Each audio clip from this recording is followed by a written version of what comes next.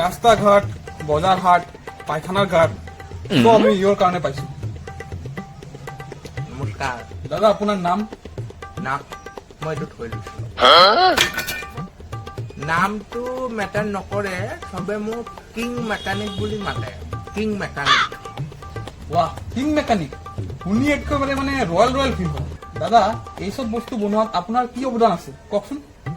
মোৰ অৱদান মোৰ অৱদান মানে মই যদি নাহো আপোনালোকে কেতিয়াও এইবিলাক বস্তু নাপায়। আচ্ছা, আপোনাক যে লোকে কিং মেকানিক বুলি মাতে কিয় মাতে? নাজানো দেই, চবে মাতি থাকে আৰু। কিং মেকানিক মানে কিং অফ অল মেকানিক। আপুনিতো ৰজাৰ দৰে থাকিব লাগে, এনেকুৱা ফকীৰৰ দৰে কিয় থাকে?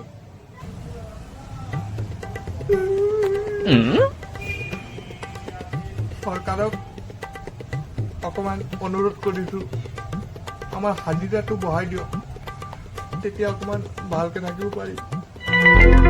হাজিৰা? এক মিনিট আপুনি সঁচাকে কি কাম কৰে? মইতো ক'লোৱে আপোনাক, মই কিং মেকানিক। কিং মানে ৰাজা আৰু মেকানিক মানে মিস্ত্ৰী। মই ৰাজমিস্ত্ৰী। ওলাই ইয়াৰ পৰা।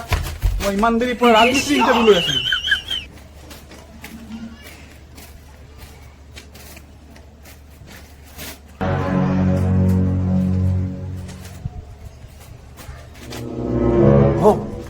কেমেৰাটো অনে আছে দেখোন। এই হাতিয়াৰটো ল'ব আহিছো আকৌ। আজি মোক এনেকে ওলাই দিছে। আপোনালোকে চাব, এদিন মুখে মাতিব যেতিয়া ঘৰ বনাব।